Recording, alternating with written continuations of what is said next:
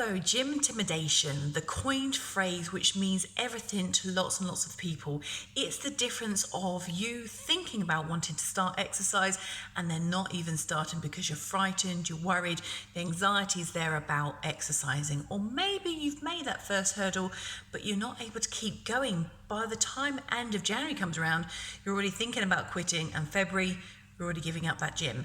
So gymtimidation is not necessarily just gym, it's about different types of exercise, and it's the fear, the anxiety, the worry, the concerns that people have, genuine, real feelings of worry and concern to do with moving their body and exercise.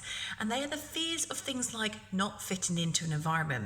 So one story we had was a lady who went to a yoga class who found that everybody was dressed in a certain way and looked a certain way, and she didn't look like that at all, and found just that in the environment she didn't fit into. Maybe it's because you're fearful of hurting yourself, maybe because you're getting older, maybe you've got some creaky knees going on, or maybe you've had some injuries in your back before and you're concerned that maybe that exercise, will it be the right thing for me to do? How will I help my back? Also, for lots of people, when it comes to exercise, it's the fear of other people judging them. So going to the gym or going out for a run outside and other people looking at them and thinking, she's not very good at that. He's not a very good runner. They look a bit unhealthy or a bit unfit. The fear of other people judgment is real. Sometimes it's the fear of feeling too old and maybe not fitting into a kind of environment where predominantly it might be full of younger people. Or maybe in something cliched like yoga or Pilates, people think that it is just full of women. And as a man, you might think that you don't fit in. So there's lots of reasons why we might have gym intimidation, but here are our top 5 tips to help you get over those hurdles and think about some great choices for exercise for this 2020. Tip number 1, pick what makes you happy. Remember, you as an individual. So if you don't like running, why go running?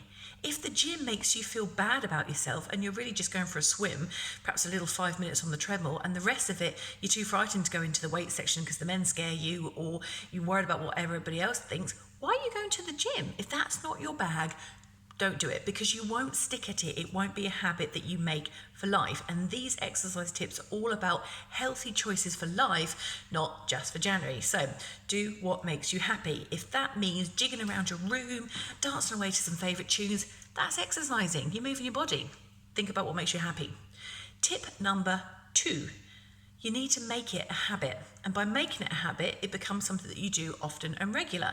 But to make it a habit, you kind of want to stick it to another habit. So, for example, doing something regularly at the same time will make that habit stick on top of it. If you go to, say, Pilates on Mondays at 7 o'clock, then you're going to do that every Monday because your diary and your brain thinks, it's Monday, first day back at work, right, tonight it's Pilates night.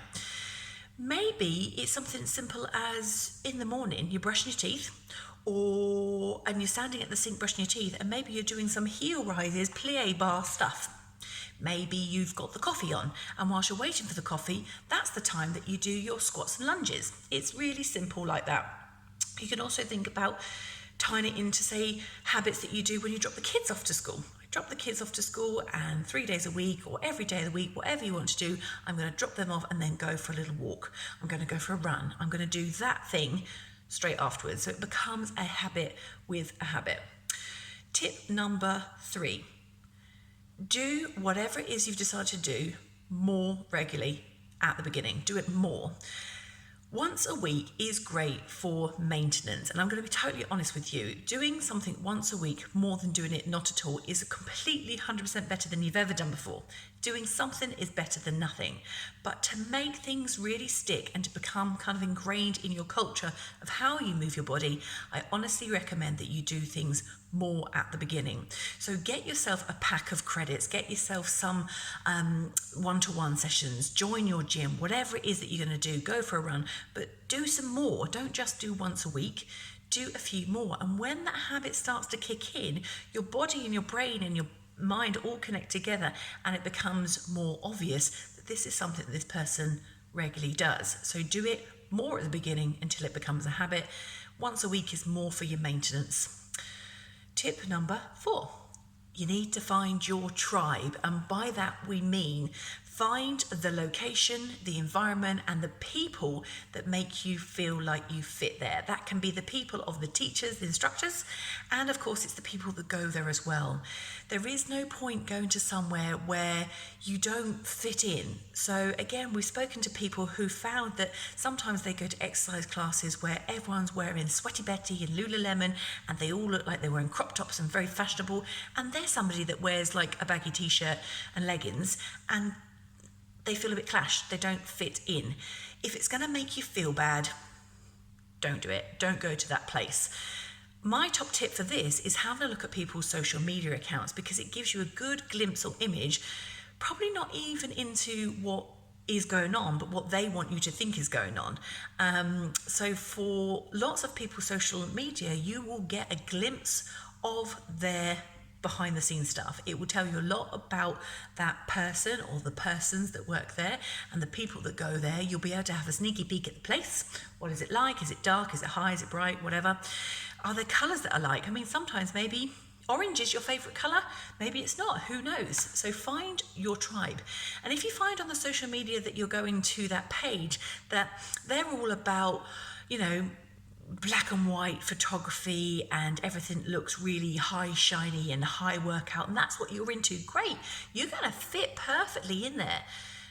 But if you're kind of the person that wants to feel like you're working with real people, I put that like that because some people really feel that that is them, that they need to feel like there's somebody more akin to them that are just that sort of main level as them, then look for accounts of profiles of places that are showing kind of different clients, different ways of working, not the shiny stuff. So find your tribe. And my last tip number 5, just move. Exercise is not the gym. Exercise is not big pieces of apparatus and, you know, having to do an hour of gym all the time or going for a 30-minute run, or training for a 10K. It's just moving. So whatever it is that you're doing, just move. And please remember that exercise is for you. It is really super important that you start attaching your mental health into your physical well-being. And by that, what I mean is that you need to be exercising because you've decided that you either want to make a change about something. So maybe you want to improve your cardiovascular fitness. Last year, that's exactly what I decided to do, that I wanted to feel fitter. I was healthy, I was strong, I'm flexible, but I just thought that I would challenge my heart and lungs more. And so I signed up with a personal trainer, and to start with, I wanted to feel, I thought I was going to be sick all the time. It was horrible. When you're doing something for you, it doesn't matter about all those things because you are exercising for you, not because the photograph of the before and after is the thing that you're worried about, not because you signed up for a 10K or a marathon, not because your Fitbit tells you how many calories you've burnt off, not because. Just do it for you. If you like running because you like the freedom and the fresh air on your face, that's why you go for a run. It's not because it's to make you lose weight. It's not because all of those things. Do it for you, not for social media. So there are top 5 tips. Have a happy and healthy 2020.